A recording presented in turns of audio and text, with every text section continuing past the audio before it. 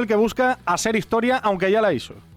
Sí, correcto. Primera vez en octavos de final para Jaume Munal. Se enfrenta a Lorenzo Musetti buscando los cuartos, pero la cosa pinta mal. 6-3, 3-0 pierde el Balear y solo llevamos 47 minutos de partido. No va bien, puede remontar, pero está complicado. 6-3, 3-0. De momento Lorenzo Musetti domina ese partido. En cualquier caso, gran torneo de Jaume. Que pase lo que pase esta noche, va a salir el próximo lunes en el top 40 del ranking mundial. Y ya tenemos hora para mañana. Carlitos Alcaraz buscando las semifinales del torneo en torno a las 7:30, 8 de la tarde, ese partido ante Jiri Lejeska. Más tarde todavía, en torno a las 3 de la próxima de esta madrugada, no, de la siguiente, Djokovic contra Fritz por un puesto también en esa semifinal. Gracias, Javi.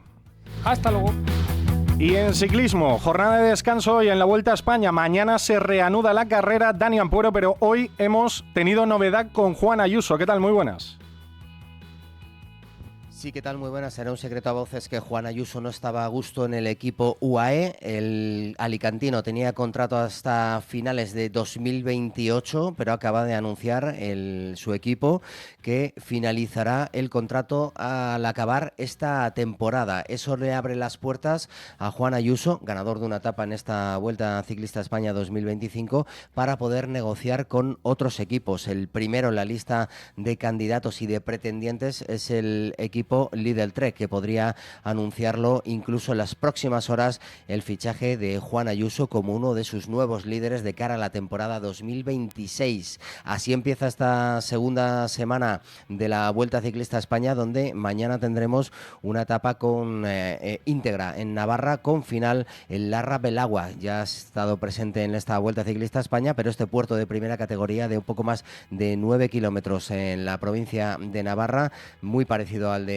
Valdezcaray, muy duros los 5 primeros kilómetros. Nos dejamos aquí, gracias Dani. Nos vamos con la entrevista al presidente del gobierno, Pedro Sánchez, en Televisión Española. Presidente, ya sé que ha atendido a la prensa, en ruedas de prensa, pero un año es mucho tiempo, sí que un presidente se someta al interrogatorio de un periodista sobre su gestión. Imagino que hay un montón de colegas que esperan una oportunidad como esta. Claro. ¿Va a cambiar? ¿Va a estar más disponible esta temporada? Siempre lo he estado. De hecho, usted lo ha dicho. Más de 50 comparecencias que he hecho ante los medios de comunicación, más de 20 comparecencias en el Congreso de los Diputados, pero en todo caso es un placer someterme a las preguntas de los periodistas. Siempre lo he hecho como presidente del Gobierno y desde luego pues es un placer estar en la televisión pública respondiendo a sus preguntas. Han pasado muchas cosas en este año, presidente. Lo último, la oleada de incendios que deja 400.000 hectáreas arrasadas y deja algo más, cierta sensación de vulnerabilidad en la población que se suma a la que ya se sintió con la Dana, que arrancó con la pandemia.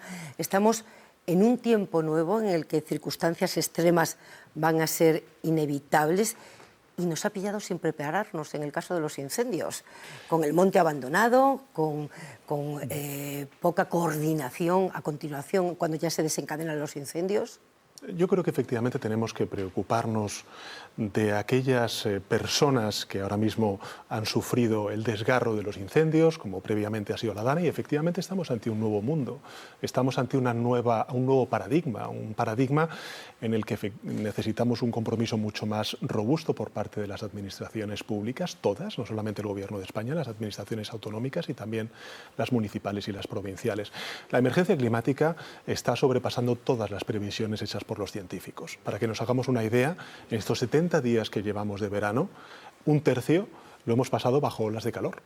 En estos últimos 5 años, todos los efectos adversos climatológicos han implicado un desembolso por parte de la Administración General del Estado que representa 32.000 millones de euros. Para que se hagan una idea, los telespectadores, 32.000 millones de euros es el mismo dinero que nos hemos gastado en la educación pública de nuestros hijos y nuestras hijas. Por tanto, creo que necesitamos hacer un gran pacto de Estado, convertir en políticas de Estado todas las políticas vinculadas con la prevención, con la respuesta y con la reconstrucción de todas aquellas zonas afectadas por estos efectos climatológicos tan adversos que exacerba la emergencia climática. Presidente, hay ciudadanos que de buena fe se creen a los negacionistas, se los creen, se resisten a admitir que el mundo conocido cambia, ¿Qué se ha hecho mal para que se provoque ese rechazo que aprovechan los negacionistas? Yo creo que tenemos todos que aprender, creo que también hay una función pedagógica que hacer por parte de todos, primero de los políticos, de los gobiernos, también de los medios de comunicación. Hemos tenido ejemplos muy positivos a lo largo de estos últimos 5 o 6 años. Yo recuerdo durante la pandemia que los propios medios de comunicación decían que no a aquellos pseudocientíficos que hablaban de que la COVID-19 no existía, de que no había que utilizar las mascarillas, de que no había que hacer una serie de labores de prevención para evitar el contagio del virus del COVID-19. Yo creo que ahora mismo estamos ante una situación en la que tenemos que ser conscientes de que la península ibérica, España, Europa, particularmente el Mediterráneo, está afectado por una emergencia climática que o bien se traduce en incendios de gran magnitud, como los que hemos vivido, o bien también danas, o bien también olas de calor.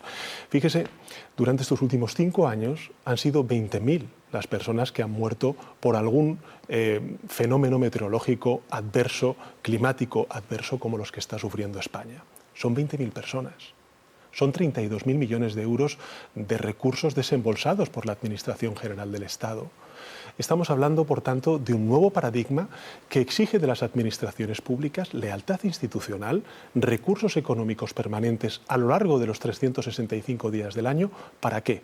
Uno, para prevenir, porque la mejor manera, por ejemplo, de que no haya incendios no es apagarlos durante el verano, sino apagarlos durante el invierno. Y por tanto tenemos que prevenir, tenemos que cambiar la gestión de los recursos forestales en nuestro país. Hay mucha gente que no sabe que nuestro país, después de Suecia, es el país con mayor masa forestal de toda Europa. Y finalmente tenemos que abordar la tarea de la reconstrucción. Por eso yo creo que en una de las visitas, por ejemplo, que hice este verano a una localidad leonesa, Villablino, un paisano de allí me dijo: tenéis que poneros de acuerdo todas las administraciones, todos los partidos políticos, y yo diría más, el conjunto de la sociedad, sindicatos, patronal.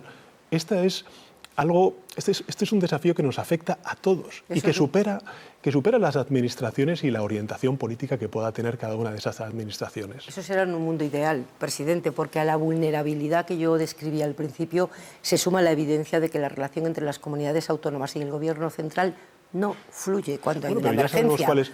Pero ya sabemos qué es lo que no funciona. No funciona ni la deslealtad institucional, no funciona la precariedad de los trabajadores de las comunidades autónomas que están combatiendo contra el fuego. No funcionan los recortes, ni la privatización, ni el debilitamiento de las políticas públicas. Por tanto, si hay recursos económicos, este gobierno ha transferido a las comunidades autónomas en estos últimos años 300.000 millones de euros más que lo que hizo la anterior administración del Partido Popular de Mariano Rajoy.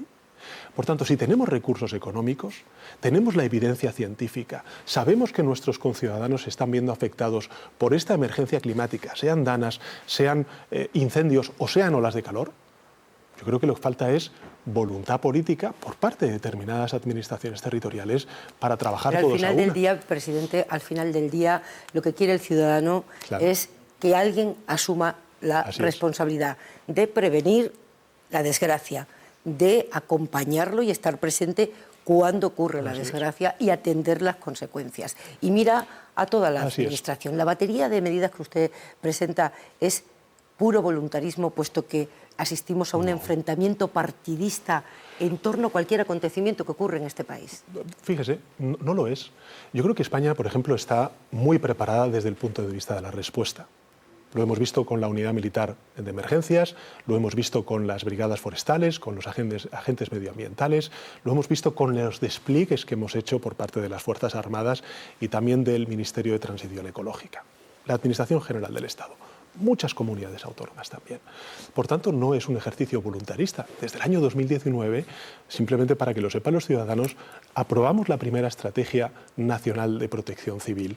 Hemos aprobado en 2024 una nueva estrategia. Por ejemplo, el mecanismo de alerta que se recibe en los SMS de los móviles de las zonas afectadas por danas, por incendios, son también servicios que ha puesto en marcha el Gobierno de España para prevenir y para garantizar la seguridad de los ciudadanos en las zonas afectadas por estos efectos climatológicos que hemos visto durante este verano. O sea, presidente, a su juicio, lo único que ha fallado han sido las comunidades autónomas. No, yo creo que tenemos que hacer entre todos un ejercicio que es el siguiente. Es evidente que la emergencia climática está superando todas las evidencias científicas que teníamos hasta ahora, todas las previsiones científicas que teníamos hasta ahora. El otro día la EMET lo dijo claramente. Las temperaturas medias que hemos sufrido durante este mes de agosto superan de largo los 4 grados respecto a las temperaturas medias que hemos tenido durante las últimas décadas en un mes de agosto. Por tanto, hay una realidad que se acelera, que es la emergencia climática, hay unos efectos que se agravan, que son los de la emergencia climática, y por tanto, entre todas las administraciones públicas, tenemos que hacer lo que está en nuestras competencias, que viene definido 1 por la Constitución, 2 por los estatutos de autonomía y 3 por la legislación estatal, la ley de montes, por ejemplo, para reforzar esa coordinación y esa colaboración. ¿Diría que el enfrentamiento político ha dificultado la extinción de los incendios? Yo diría que lo que tenemos que hacer entre todos es asumir nuestra responsabilidad. Lo que tiene que hacer, por ejemplo, el Gobierno de España cuando se declara una emergencia de estas características es coordinar la respuesta conjuntamente con la administración territorial donde se sufre este incendio. ¿Y eso qué significa? Pues, por ejemplo, poner a disposición de esa administración territorial todos los recursos, que es lo que ha hecho el Gobierno de España. Fíjese, hemos desplegado 3.200 efectivos de las Fuerzas Armadas de la UME. Hemos desplegado más de 20.000 efectivos de las fuerzas y cuerpos de seguridad del Estado. También brigadistas, forestales, agentes medioambientales. Hemos también activado el mecanismo de protección civil europeo. Hemos coordinado la solidaridad interterritorial de las distintas comunidades autónomas, vehiculando todos los recursos a las comunidades autónomas afectadas. En definitiva, el Gobierno de España ha hecho su trabajo, pero eso no significa que nos sintamos, satisfechos con el resultado de este órdago que nos está echando el clima. Ahora bien, también de la misma manera que digo esto, creo que es un enorme error ver a dirigentes políticos, ya sean instituciones, ya sean partidos políticos, no digo la ultraderecha, que claramente es negacionista, pues no hacer ni una mínima referencia a la emergencia climática. Que no lo dice un partido político u otro, que lo está diciendo la ciencia. Y por cierto, no lo dice la ciencia desde hace, 2 o 3 días, lo está diciendo desde hace décadas. Este gobierno, o mi gobierno desde que yo soy presidente, allá por el año 2018, en 2020 lo primero que hizo fue aprobar una declaración de emergencia climática en el Consejo de Ministros. Y desde entonces hemos desplegado una política de protección civil y una política de transición ecológica que ha hecho que una economía como la nuestra, que está creciendo y liderando el crecimiento en Europa, haya reducido los gases de efecto invernadero como no lo hemos hecho en el pasado. Tenemos que ser consistentes con esa apuesta. Hablemos, presidente, de Santos Cerdán, de José Luis Ábalos, los 2 secretarios de organización de su partido, los 2 personas de su absoluta confianza política durante muchos años, los 2 investigados por presunta corrupción, Cerdán en prisión preventiva. Nadie le advirtió, su instinto político no funcionó aquí, ningún compañero le dijo nada, ningún servicio del Estado le advirtió, por ejemplo, de algo que parece que todo el mundo sabía ahora, que es el estilo de vida que llevaba José Luis Ábalos. Yo tengo que decirle, Pepa, con toda rotundidad, que yo no tenía ninguna información objetiva de que pudieran estar cometiendo supuestos actos de corrupción. Ya veremos, porque es el tiempo de la justicia, en qué acaba esto. Pero yo sí que creo, y es lo que tengo que decirle a la ciudadanía, que este gobierno, y yo como secretario general del Partido Socialista, no he tolerado en ningún momento ningún caso de corrupción. Ninguno. Y cuando ha habido un mínimo atisbo de un caso de corrupción, he actuado con total contundencia y con total... siendo implacable, por decirlo de manera mucho más... ¿Por qué apartó a Ábalos del gobierno en el año 2021? Bueno, es que no solamente fue José Luis Ábalos. salíamos de una pandemia, hice una reestructuración del Consejo de Ministros muy importante, donde no solamente salió el entonces ministro de Transportes, José Luis Ábalos, sino también salieron otros ministros y una vicepresidenta del Gobierno, porque estábamos saliendo de una pandemia, porque teníamos que recobrar el impulso político y también, en fin, se notaba un desgaste de un Consejo de Ministros que se estaba reuniendo 2 y 3 veces a la semana para poder hacer frente a la pandemia. Dicho lo cual, lo que sí que puedo decirles es que como presidente del Gobierno yo he hecho 3 cosas que creo que son fundamentales para la tranquilidad de la ciudadanía. 1, responder con total contundencia. 2, colaborar con la justicia y con las fuerzas y cuerpos de seguridad del Estado, cosa que no se hacía en el pasado y que hoy se hace. Y 3, poner en marcha propuestas de regeneración democrática y de mejora de los controles para evitar esos casos de corrupción. La semana pasada, sin ir más lejos, aprobamos la hoja de ruta de distintos proyectos de ley que vamos a llevar a las Cortes Generales para crear una agencia, por ejemplo, de integridad pública y de lucha contra la corrupción, o 2, reforzar los mecanismos que tiene la justicia para luchar contra esa corrupción. En este caso, presidente, Koldo, Ábalos, Cerdán, hemos escuchado conversaciones intolerables desde el punto de vista del sexismo, el machismo. De alguna manera, el caso Koldo golpea sobre los cimientos del proyecto político con el que usted llegó a la Moncloa, que era la limpieza frente a la corrupción y el feminismo. ¿No pensó dimitir cuando un caso de esta envergadura y que golpea tanto sus cimientos se hizo público? ¿No pensó dimitir en ningún momento? Que me afectó en lo personal y en lo político, sin duda alguna. Que pensé en dimitir. Yo le hablo de responsabilidad. Que pensé en dimitir también.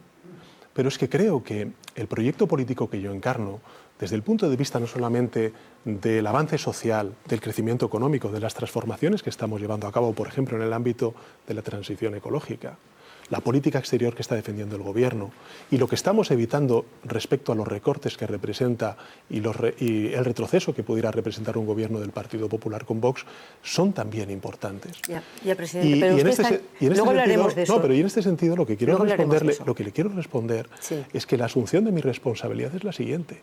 1, responder con total contundencia, como ha hecho el Gobierno de España y el Partido Socialista Obrero Español.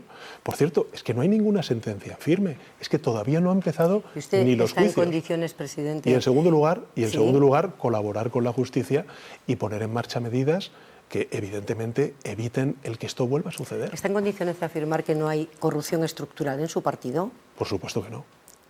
No está en condiciones, que no la hay. Que no la hay. Y si se demuestra que la hay, porque también le sorprendió el caso Cerdán y el caso Ábalos, si se demuestra que la hay, dimitiría. Pero si usted me pregunta si hay financiación irregular del Partido Socialista, yo le digo que no la hay. Este partido, desde que yo soy secretario general de esta organización, del Partido Socialista Obrero Español, hace 2 auditorías. 2 auditorías. Una, la que legalmente nos obliga el Tribunal de Cuentas, y 2, una auditoría externa. Nosotros tenemos un proceso absolutamente garantista dentro del Partido Socialista Obrero Español. Y nada de eso ha permitido detectar lo que estamos viendo en la investigación a la espera del resultado. Pero en todo caso, y efectivamente salvaguardando el principio de presunción de inocencia, la organización ha respondido con total contundencia. Y yo soy absolutamente incompatible con cualquier forma de corrupción. ¿Qué quiere que le diga? Y cuando he visto estos comportamientos, yo me he llevado una decepción personal. Y si le digo, yo he pensado en dimitir, lo reconocí en el mes de julio. Pero también le digo, creo que mi responsabilidad no es abandonar el barco. Mi responsabilidad es pues tomar decisiones, por duras que sean, desde el plano político, desde el plano de la organización y, por supuesto, ofrecer al país pues una agenda de mejora de la calidad democrática, que es lo que está haciendo este Gobierno. Y luego está el caso del fiscal general del Estado. Ustedes le han manifestado su apoyo para que siga ahí. Es verdad que hay controversia jurídica, pero, presidente, me gustaría escuchar por qué usted cree aceptable en este momento y en este caso que un fiscal general del Estado, que es el garante de la legalidad en España, pueda ejercer su función mientras se sienta en el banquillo de los acusados, algo que puede ocurrir perfectamente en el inmediato horizonte. ¿Por qué ve compatible eso para decir que tiene que seguir en el cargo? Porque es inocente, porque creo en su inocencia, porque creo que, como dijo un voto particular que hemos conocido antes de que empezara el verano, en el mes de julio, pues un magistrado del Tribunal Supremo dijo que no se puede abrir un juicio a una persona, en este caso el fiscal general del Estado, sin ninguna prueba. ¿Pero la inocencia quién la dictamina, los jueces o los próximos? No, los jueces, por supuesto. Pero en todo caso, me podrá dar a mí el beneficio de confiar en una persona como Álvaro Ortiz, el fiscal general del Estado, que, por cierto, sobre este caso, que recordemos de qué estamos hablando, de una filtración o una supuesta filtración, que no se ha podido probar en lo que llevamos de juicio, sobre un caso de corrupción que afecta a la presidenta de la Comunidad de Madrid y a su pareja. Por tanto, yo siempre voy a estar con aquellos fiscales y jueces que luchan contra la corrupción, que persigan al delincuente. Pero no en un caso que a mí me parece que, en fin, como dijo ese magistrado del Tribunal Supremo en su voto particular, pues falta consistencia en cuanto a la carga probatoria para abrir un juicio oral, en este caso al fiscal general del Estado. Y luego están los casos que afectan a su entorno personal. Bueno, puede decir mi hermano y mi mujer. El procesamiento de su hermano, la imputación de su esposa. Bueno, las imputaciones. Que me imagino no sé que son llevamos. los más difíciles para usted. Me imagino que son. Bueno. Hace un año, el de su esposa en concreto, Begoña Gómez, provocó que usted estuviera 5 días reflexionando sobre si le merecía la pena seguir en política. Decidió que sí. ¿Esa decisión es firme? ¿Ocurra lo que ocurra con esos procesos, aunque acaben en un juicio o en una hipotética condena? Mire, como usted ha dicho, desde el plano personal, yo nunca pensé que esto pudiera pasarle a una persona que ejerza responsabilidades políticas. Porque además esto proviene de denuncias falsas, de recortes de prensa, de organizaciones ultraderechistas que se presentan en determinados juzgados para abrir una causa, en este caso contra familiares como mi hermano o como mi esposa. Y yo, por supuesto, que defiendo su honestidad y su inocencia. Lo voy a defender siempre, porque es así, porque es la verdad. Y creo, además, que aun confiando en la justicia y aun pensando que la inmensa mayoría de jueces y fiscales de nuestro país hacen bien su trabajo y cumplen con la ley, con la misma rotundidad digo que hay jueces que no. Y estos son casos palmarios de que eso no es así, de que hay un problema de desempeño, de instrucción, de pena del telediario, que al final están pagando 2 personas por el mero hecho de ser familiares míos. Presidente, ¿me está diciendo que hay jueces que están en guerra con el gobierno? Que hay jueces haciendo política y que hay políticos que tratan de hacer justicia, sin duda alguna la hay. Afortunadamente es la minoría, pero la hay. Y hacen un daño terrible, un inmenso daño a la justicia, al Poder Judicial. ¿Y el Consejo General del Poder Judicial que acaban de pactar ustedes, que tiene competencias disciplinarias, a su juicio, cómo actúan en esos casos? Yo creo que también merecería una reflexión por parte del Consejo General del Poder Judicial el cómo poder defenderse ante procesos que claramente son muy defectuosos tanto en el fondo como en la forma. Pero insisto, esto es algo que representa o que corresponde al Poder Judicial, al Consejo General del Poder Judicial, y por tanto tendrán que ser ellos quienes valoren si estas instrucciones, si estas causas abiertas, pues, en fin, tienen los parámetros de independencia, de respeto a la presunción de inocencia que creo que merecen todos los ciudadanos y ciudadanas en nuestro país. Presidente, por aclararme, ¿dónde pone el listón? En estas investigaciones, todas las que están en curso, todas las que afectan a personas de su máxima confianza política o de su máxima confianza personal, ¿cuál es la línea roja que le obligaría a usted a cambiar esa decisión que ha tomado de seguir adelante, pase lo que pase? Es que, ¿dónde está la línea roja en una investigación por corrupción? Si usted me pregunta por mis familiares, pues es que yo sé cómo viven, yo sé qué han hecho, cómo son. Por tanto, yo lo que espero es que la justicia efectivamente haga justicia y que el tiempo ponga las cosas en su sitio. ¿Y en el caso Cerdán tanto los investigados como los investigadores. ¿Y en el caso Cerdán y Ábalos, dónde pone el listón? Creo que la he puesto ya, fíjese, mucho antes de lo que hicieron otros partidos políticos o mi organización en casos de corrupción anteriores. Es que nosotros hemos tomado decisiones en José Luis Ábalos y en Santos Cerdán sin abrirse todavía un juicio. Estamos en las fases preliminares de investigación y ya hemos tomado decisiones muy contundentes. Por tanto, cuando usted me dice ¿dónde usted pone el listón o dónde usted pone el límite? Bueno, si es que ya lo hemos hecho, hemos respondido. Y no solamente hemos respondido con esta asunción de responsabilidades. Desde el punto de vista de la responsabilidad personal del máximo dirigente del es lo que he partido hecho. que los eligió. Claro, es lo que he hecho.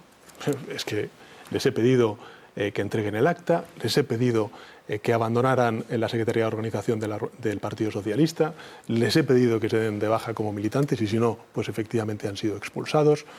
En definitiva, yo creo que desde el punto de vista de la proporcionalidad, de la gravedad a esas respuestas, hemos dado pues una respuesta muy contundente que en efecto otras organizaciones no han dado.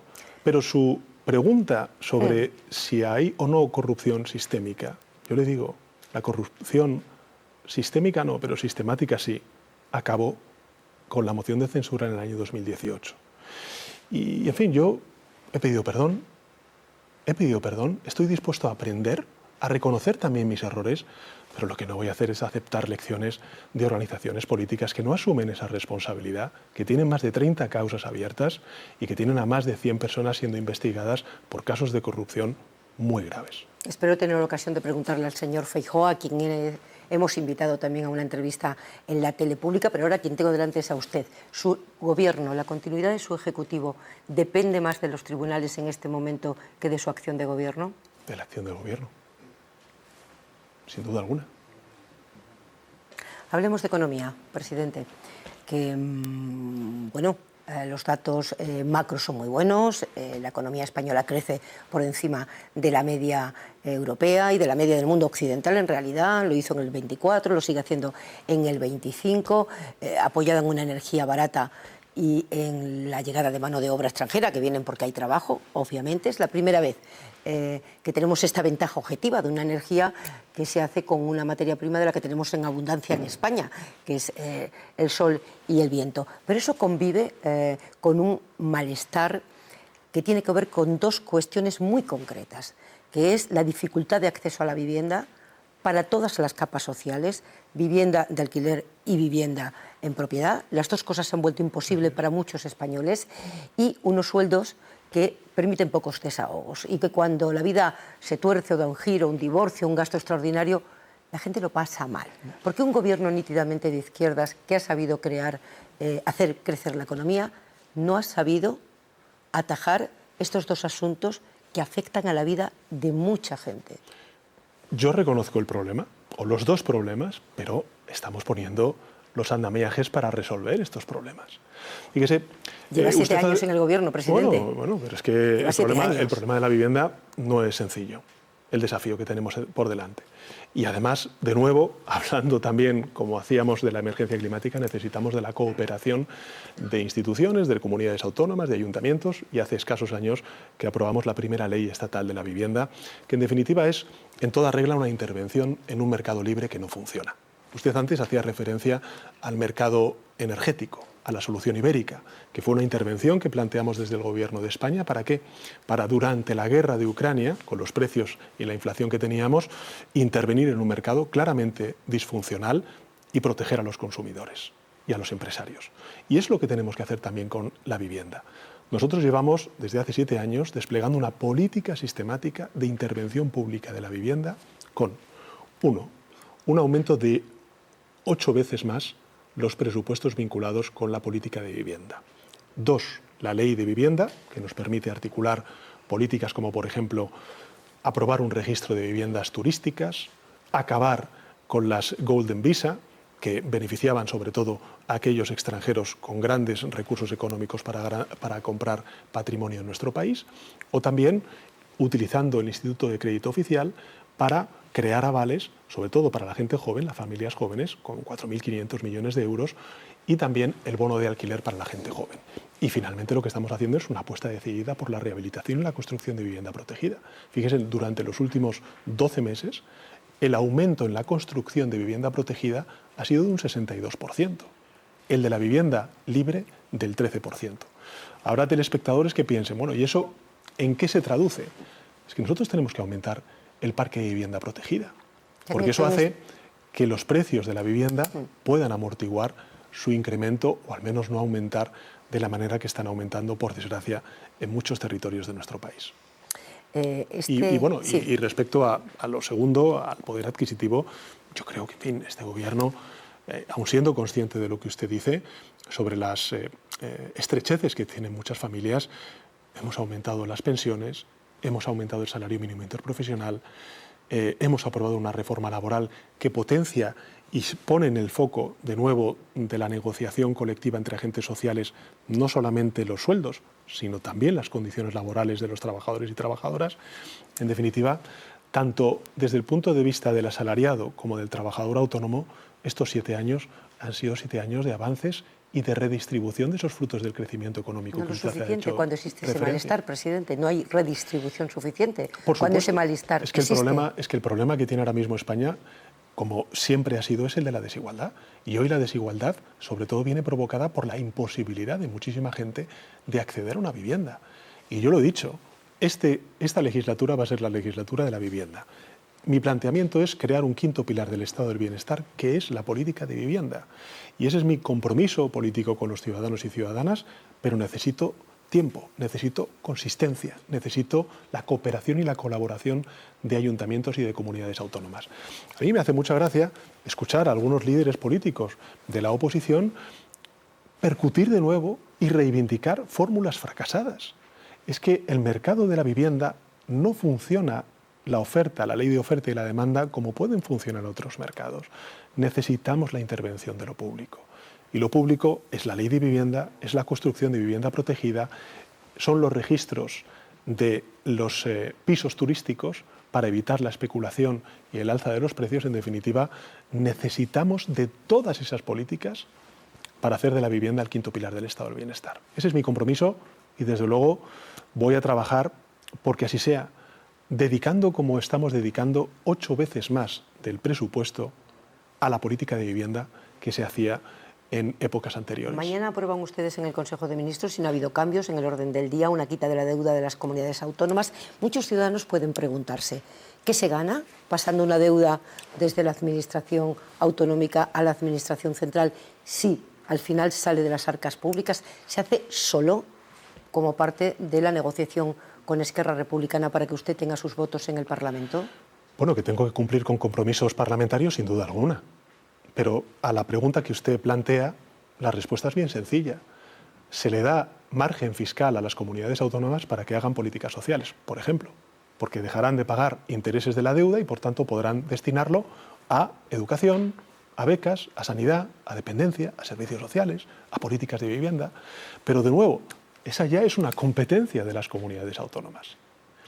Por tanto, si hoy somos capaces de asumir desde la Administración General del Estado parte de la deuda de estas comunidades autónomas, es primero por una correcta gestión, en este caso de la vicepresidenta primera y ministra de Hacienda, María Jesús Montero, de las cuentas públicas. Es que no solamente estamos creciendo, es que no solamente estamos aumentando la inversión pública y el presupuesto social, es que lo que estamos haciendo también es reducir la deuda pública y el déficit público. ¿Es de izquierdas que las comunidades gestionen el 100% de sus impuestos? Eso es de izquierdas porque le da una ventaja objetiva a las comunidades ricas. Su compañero de partido, García Page, le llama el mayor atentado contra la igualdad. Le da una ventaja realmente a una comunidad rica que recauda y gestiona sus propios impuestos. Pero en esa ecuación hay que incorporar otros matices que son bien importantes. Uno también es el de la solidaridad interterritorial. A ver, el debate sobre los recursos que deben tener las comunidades autónomas y la solidaridad entre comunidades autónomas ha sido recurrente. Hay un hecho objetivo, y es que en 2013 caducó el sistema de financiación autonómica. Y fíjese, Mariano Rajoy, entonces, siendo presidente del Gobierno y con mayoría absolutísima, fue incapaz de aprobar un nuevo sistema de financiación autonómica. Fíjese si estamos hablando de algo difícil y complejo, porque tenemos que casar muchas realidades territoriales de un país maravilloso como es España, pero diverso en lo territorial, con problemáticas de envejecimiento de la población como pueda tener, por ejemplo, Asturias, o de despoblación, como pueda tener otros Castilla y León, por poner el caso, o de sobrepoblación, como puede haber en las Islas Baleares. Por tanto, tenemos que aunar todas esas realidades y llegar a un acuerdo de un sistema de financiación autonómico que garantice una estabilidad, una suficiencia muy importante para la provisión de servicios públicos. Pero fíjese, hasta que llegue ese momento, no solamente hemos hecho una quita o vamos a aprobar una quita de la deuda a las comunidades autónomas y, por tanto, darles margen para políticas sociales, para invertir en políticas sociales, sino que además durante estos 7 años que llevo como presidente del Gobierno es que hemos aumentado en 300.000 millones de euros las transferencias a las comunidades autónomas. Pero claro, si hay comunidades autónomas que cuando reciben esos recursos lo que hacen es no invertir en sanidad o dependencia o en, no sé, política educativa, y lo que hacen son rebajas fiscales que benefician a los de arriba, entonces la clase media trabajadora de esos territorios no acaba viéndose beneficiada de esas transferencias. Presidente, le voy a hacer una serie de preguntas que me gustaría que tuvieran agilidad en la respuesta, porque todavía no hemos hablado del plano internacional. Salvador Illa va mañana a Bruselas a verse con Puigdemont para garantizarle a usted el voto de Junts en los presupuestos. No, va primero porque el 2 de septiembre, por lo que me informó el presidente Illa, siempre se celebra recurrentemente en Bruselas la Diada, el Día de Cataluña. Y en segundo lugar, porque creo que es una decisión coherente con la política de normalización, de diálogo y de convivencia que apuesta el presidente Illa, y desde el punto de vista político a mí me parece acertado. Acertado, porque creo que cuando uno mira hacia adelante, como está haciendo la sociedad catalana y el conjunto de la sociedad española, lo que no podemos hacer es mirar hacia atrás y pensar que no hay ninguna lección que tengamos que sacar del año 2017, de todos esos años de enfrentamiento, de conflicto político que tenemos que superar conjuntamente, el conjunto de la sociedad catalana y también el conjunto de la sociedad española. ¿Va a presentar presupuestos este año? Los voy a presentar. Aunque se lo tumben, dice Podemos que es la excusa que usted busca para disolver y convocar en primavera. A cada grupo parlamentario que decida decir lo que quiera. Yo voy a presentar los presupuestos, pero también le digo una cosa, y quiero ser muy claro con los grupos parlamentarios. Quiero ser muy claro. Los presupuestos generales del Estado son un instrumento, no son un fin en sí mismo. El fin es crecer, crear empleo, como lo está haciendo la economía española. El fin es reducir la desigualdad y hacer la agenda de transformaciones económicas que está haciendo el Gobierno de España. El fin es el poder vehicular y gestionar los fondos europeos, que acaban el 31 de diciembre del año 2026. Por tanto, quiero ser muy claro, vamos a presentar los presupuestos, vamos a pelear para aprobar esos presupuestos en las Cortes Generales. ¿Y si se los tumban? Seguiremos con los presupuestos que tenemos. Quiero que escuche lo que decía usted en el año 2017 a Mariano Rajoy. Un gobierno tiene que aprobar su principal ley, que son los presupuestos generales del Estado. Si el presidente del gobierno no puede aprobar su principal ley, tiene como obligación constitucional y con la responsabilidad que le otorga ser el presidente del gobierno para con los ciudadanos, lo que tiene que hacer es someterse a una cuestión de confianza. Y si esa cuestión de confianza la pierde, el señor Rajoy no tendrá ya ninguna excusa para anticipar las elecciones en nuestro país. ¿Por qué lo que valía para el señor Rajoy no vale para usted? Fíjese, aprobó los presupuestos Mariano Rajoy en el año 2018 y una semana más tarde hubo una moción de censura. Usted decía el mayor instrumento político de un gobierno no puede... Y lo es, pero fíjese, yo convoqué elecciones en el año 2019, anticipadas después de la moción de censura. ¿Cuál es la diferencia? Que hoy yo tengo unos presupuestos que me permiten cumplir con los dos principales objetivos que antes le he dicho. El hacer frente a mi agenda social, a la agenda social del Gobierno de coalición progresista, y también el poder vehicular todos los fondos europeos que tenemos de aquí al año 2026. La oposición pues dice, no, es que si no tiene presupuestos tiene que convocar elecciones porque estamos en una parálisis. No, mire, la parálisis sería meter al país ahora mismo en un proceso electoral, 2 meses de campaña, más luego el debate de investidura, que dura siempre lo que dura en nuestro país. Y mientras tanto, perdiendo la gran oportunidad de transformar nuestro país con esos fondos europeos. Por tanto, mire, yo lo tengo muy claro, yo no voy a confundir lo que es el fin con un instrumento. Los instrumentos, ahí están, los presupuestos generales del Estado, que por cierto, están funcionando, porque ahí están los resultados, en crecimiento económico, en creación de empleo, más de 22 millones de personas ocupadas, en reducción de la desigualdad, en la agenda de transformación energética, digital, educativa, científica, de igualdad de género, en todos los ámbitos. Por tanto, yo, por supuesto que a las Cortes Generales les voy a ofrecer ese acuerdo de unos nuevos presupuestos generales. Pero también les digo, si esos presupuestos generales del Estado la Cámara los tumba o considera que no son apropiados, eso no significa, uno, que el Gobierno no vaya a seguir manteniendo su hoja de ruta, que lo va a hacer, y dos, que podamos sacar políticas de esos presupuestos generales del Estado que estas sí gocen de una mayoría parlamentaria. De alguna manera, presidente, desnaturaliza el funcionamiento habitual de una democracia, ¿no? Que un gobierno esté sostenido por grupos que no le avalan un presupuesto general. Bueno, han avalado, pero fíjese, desde el año 2012 al año 2018, ¿cuántas elecciones generales hubo en nuestro país? Ya. ¿Cuántos presupuestos prorrogados? Yo cuando escucho al jefe de la oposición decir que quiere hacer una reforma constitucional, por cierto, bienvenidos a las reformas constitucionales. Una reforma constitucional para que no se pueda prorrogar más de 2 veces un presupuesto general. No sé si lo ha consultado con sus líderes territoriales, que tienen también ese mismo problema. Pero fíjese, en un panorama tan fragmentado desde el punto de vista parlamentario como es Europa, en su conjunto, como lo es también España, yo creo que hay dos cosas muy importantes que hay que siempre tener en mente. Una, que nuestro país no se puede gobernar sin reconocer y asumir la pluralidad política y la diversidad territorial, que es una realidad, que también se materializa en los grupos parlamentarios que componen la Cámara. Y dos, que desde luego nosotros tenemos todas las herramientas para poder cumplir con nuestros objetivos. Y esos objetivos, insisto, son la agenda social, es el crecimiento, son las transformaciones económicas. Nos quedan pocos minutos, presidente, nos quedan pocos minutos. Vimos una fotografía en Washington con los líderes europeos frente a Trump que algunos describieron como diplomacia apaciguadora y muchos como una humillación de Europa. Usted no estaba allí. ¿No fue porque no quiso? ¿No le invitaron? Brevemente. Bueno, ha habido mucho debate sobre esto. ¿España ha perdido o no ha perdido influencia? ¿Qué es la influencia? ¿No fue porque no le invitaron? No, ¿qué es la influencia? Pero contésteme. Bueno, a esa reunión yo no tuve el placer. ¿Y se alegra de no haber estado ahora viendo el resultado? No lo plantearía en esos términos. Yo creo que Europa tiene que hacer valer aún más su peso.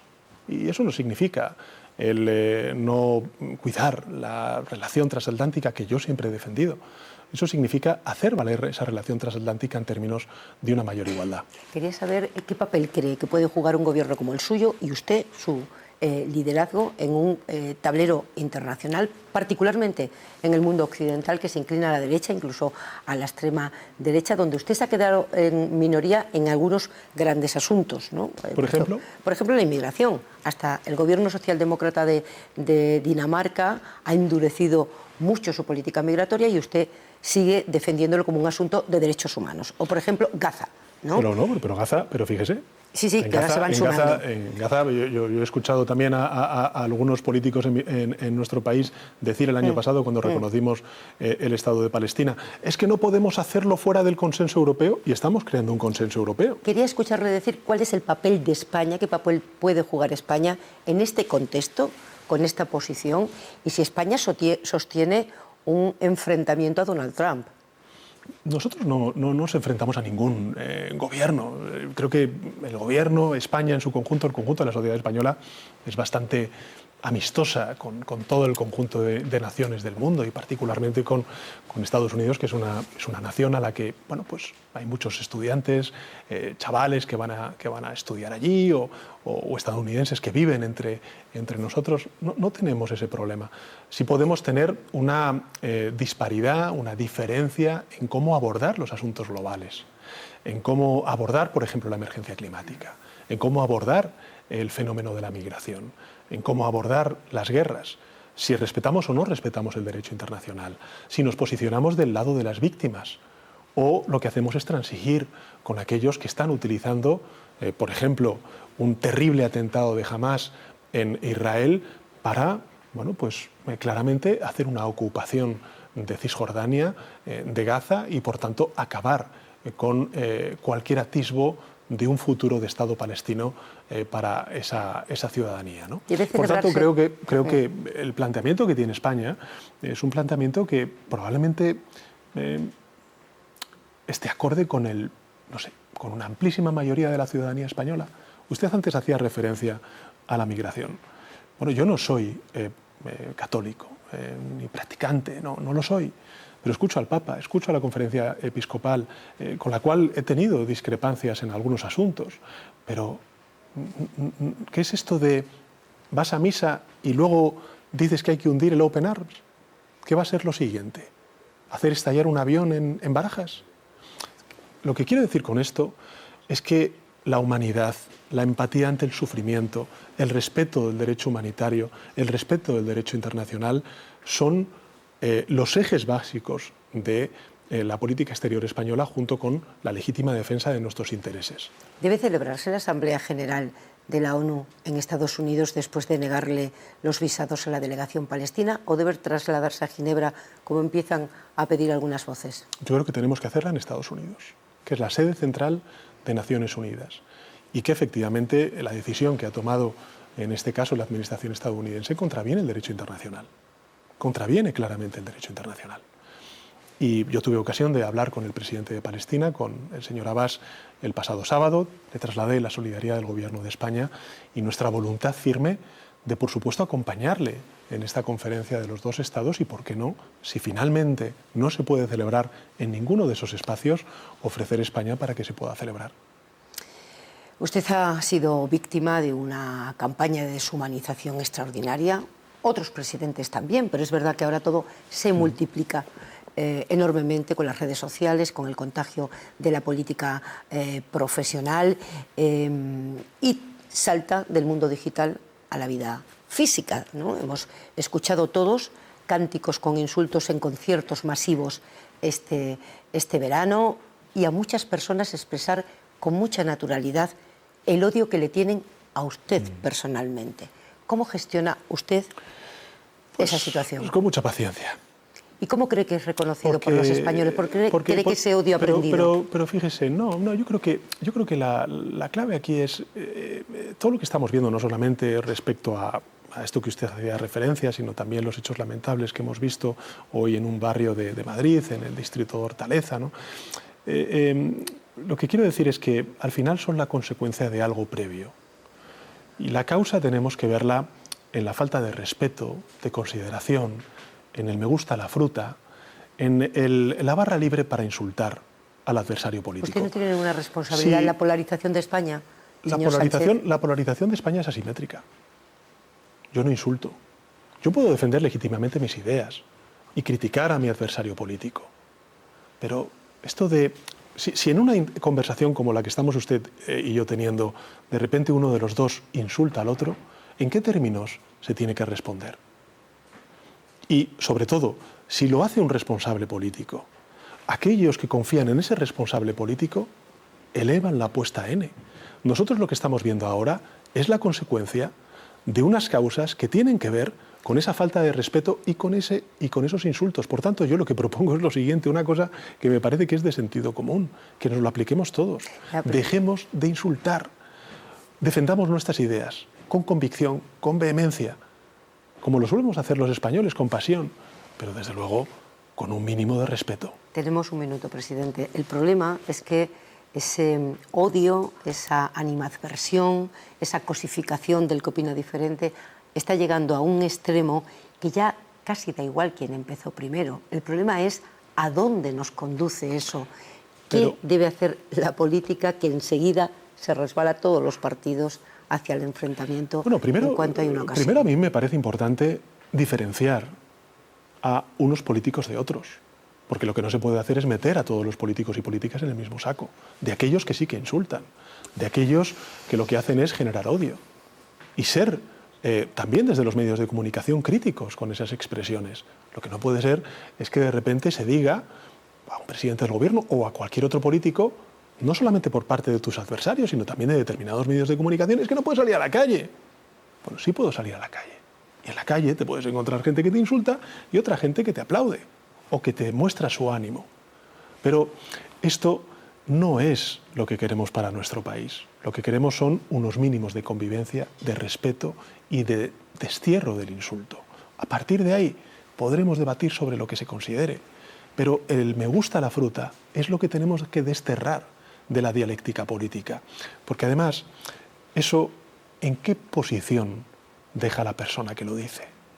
Desde luego, lo deja en una posición y en un nivel de escasos recursos dialécticos y de una enorme frustración.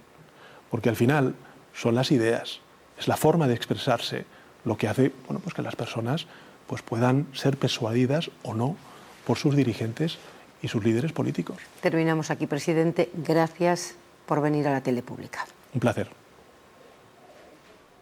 Hasta aquí la entrevista del presidente del Gobierno, Pedro Sánchez, que ha concedido a Radio Televisión Española en conversación con Pepa Bueno y que también han podido escuchar en directo en Radio Nacional de España y Radio 5 en este 24 horas. 24 horas. Radio Nacional de España. Rosa María Molló.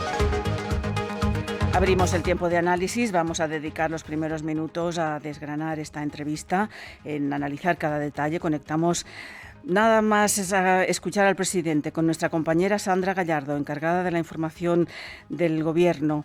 Sandra sigue de cerca todo lo que sucede y también ha estado muy pendiente de lo que decía el presidente. Sandra, ¿qué te ha parecido el presidente? Hola. ¿Cómo lo has visto?